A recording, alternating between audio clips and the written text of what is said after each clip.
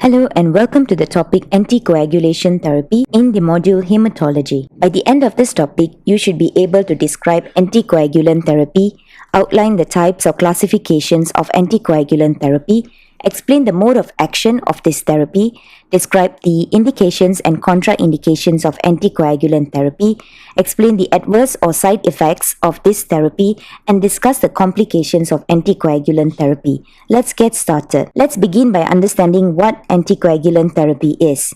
Anticoagulants are basically blood thinners, and this means that they are chemical substances that reduces or prevents coagulation of the blood by either prolonging the clotting time or making blood clot less effectively.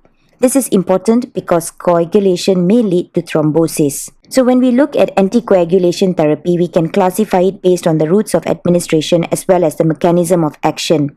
They can be divided into parenteral and oral, which are both further divided into direct and indirect respectively.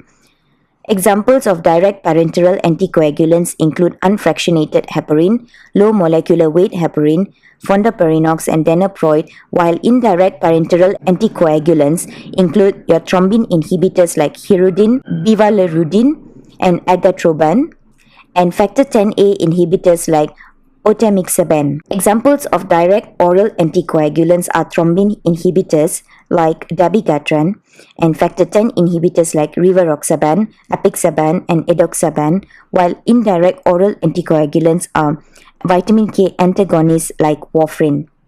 A pro tip when it comes to identifying factor Xa inhibitors is that the drug names have XA in them, for example, rivaroxaban and otemixaban. Moving on, we will now look at the general and some specific mechanism of action of anticoagulants. Before we start, you will need to understand that the mechanism of action of antiplatelet is not the same as anticoagulants. Antiplatelet drugs are mainly required to counter excess hemostasis process in arteries, whereas anticoagulants are used to counter excess hemostasis processes in veins predominantly. Generally, anticoagulants work by reducing fibrin formation, and this happens via two mechanisms. Firstly, by inhibiting the synthesis of clotting factors, and secondly, by inhibiting the activity of clotting factors. Now, let's look at specific classes and examples. Let's begin with the indirect oral anticoagulants, which are vitamin K antagonists like warfarin. Now, we know that we need vitamin K for the generation of factors 2, 7, 8, and 10. Where there is an inhibition of hepatic vitamin K epoxide reductase, there will be a decrease in the hepatic synthesis of active reduced form of vitamin K. Therefore, ultimately, there will be a limitation in the generation of factor 2 or 2A, which is needed for the formation of fibrin. Next, let's look at the mode of action of DOACs and parenteral direct anticoagulants like unfractionated heparin or low molecular weight heparin, which act as selective thrombin antagonists. There will be selective and direct inhibition of factor Xa, inhibiting the activity of thrombin. In the presence of DOACs, factor Xa is blocked by binding to the active site, hence blocking the action of factor 2 and 1, thus preventing fibrin formation and hence thinning the blood. Now, we will discuss the indications of anticoagulant therapy, once again stating general indications and then going into more specific examples. Generally, anticoagulation therapy is required as prophylaxis of thromboembolism following a non-valvular atrial fibrillation, deep vein thrombosis, pulmonary embolism, or even when there is prolonged immobilization post-surgery, especially after hip or knee surgery. Let's look at specific examples.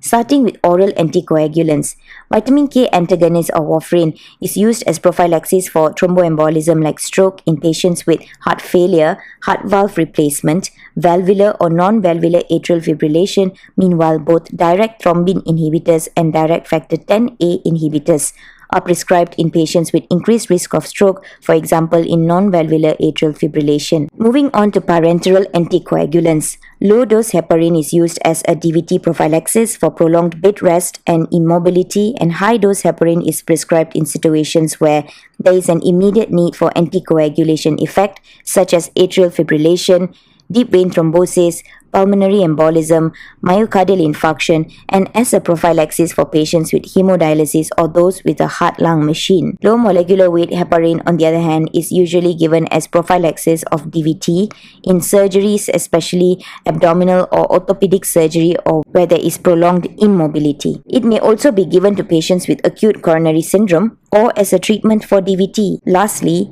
direct thrombin inhibitors can be used in venous thromboembolisms in cases of type 2 heparin-induced thrombocytopenia and atrial fibrillation. Next, you may be wondering what are the situations in which you will not be able to prescribe anticoagulant therapy. So anticoagulation therapy is contraindicated in patients with any types of coagulopathies, acute bleeding, those with severe renal insufficiency, and those with suspected vascular lesions as there is an increased risk of bleeding. Examples include severe arterial hypertension, aneurysm, recent cardiovascular events such as cerebral ischemia, previous history of intracranial hemorrhage, and a patient with a tendency to fall. Anticoagulants are also contraindicated when there is concurrent administration of several anticoagulants.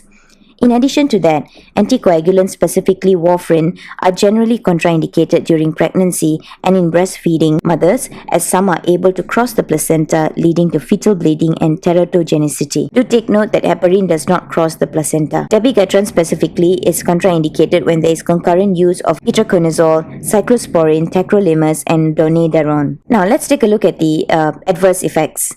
Generally, anticoagulant therapy increases the risk of bleeding, may cause diarrhea or constipation, indigestion, dizziness, headaches, and even hypersensitivity. Looking specifically at oral anticoagulants, warfarin may cause dose-dependent increased risk of bleeding and warfarin-induced skin necrosis, especially with high doses and in patients with protein C deficiency. Another thing to keep in mind is the drug interactions with warfarin that affects its anticoagulation effects. Drugs such as rifampicin, carbamazepine, St. John's wort, ginger-inducing cytochrome P450, which induces the metabolic breakdown of warfarin, decreasing its anticoagulant effect.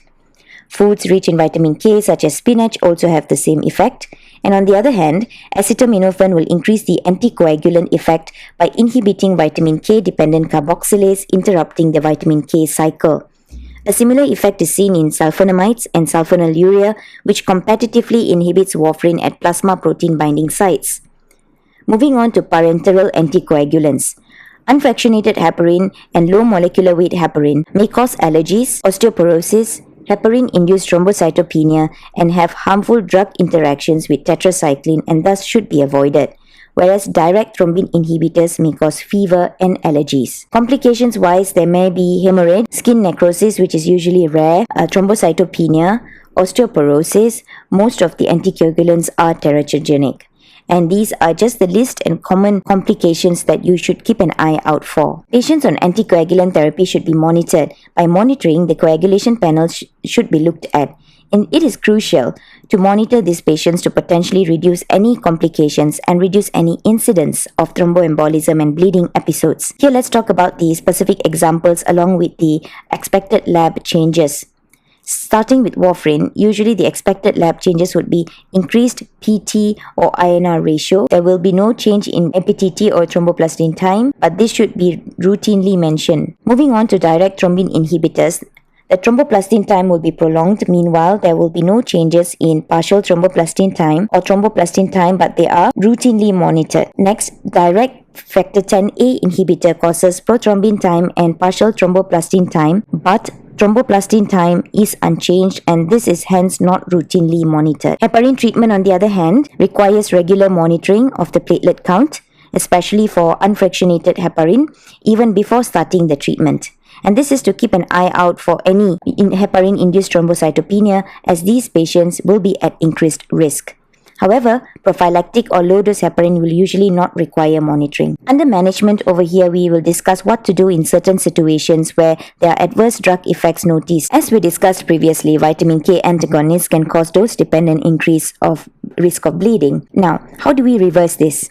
Firstly, you will need to stop the medication and then administer fresh frozen plasma or platelet concentrate to reverse the actions of warfarin. You could also administer intravenous vitamin K, but do take note that this takes longer to act. Next, for warfarin-induced skin necrosis, you can manage it by stopping the medication, giving intravenous vitamin K, and switching to unfractionated heparin and giving a source of protein C. In the case of direct factor 10A inhibitor and direct thrombin inhibitor, the dose-dependent increased risk of bleeding can be managed by giving antifibrinolytic agents such as tranexamic acid, oral activated charcoal. In the case of apixaban and rivaroxaban, give endizinect alpha, a recombinant modified factor 10A protein, while for dabigatran, give the monoclonal antibody idarucizumab. Lastly, low molecular weight heparin. In the case of severe renal failure, there would be accumulation of this drug, and this increases the risk of bleeding. And for this, you may need to manage this by adjusting the dose of low molecular weight heparin. Now, let's summarize what we have covered so far. Firstly,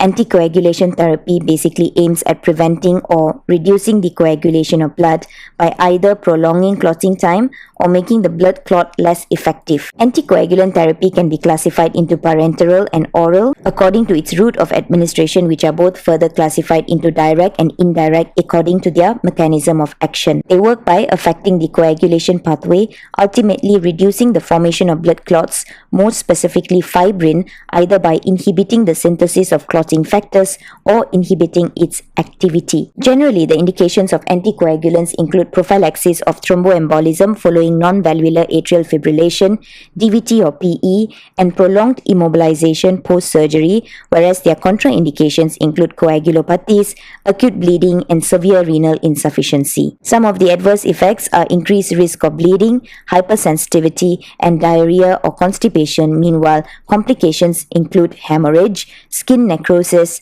thrombocytopenia, osteoporosis, and teratogenicity. It is crucial to monitor patients on anticoagulation therapy to prevent adverse effects by carrying out coagulation tests. This ensures that the right dose of anticoagulants are maintained. Lastly, there are appropriate management to reverse any effects of anticoagulants, and one should always remember this. We have come to the end of this topic. Thank you.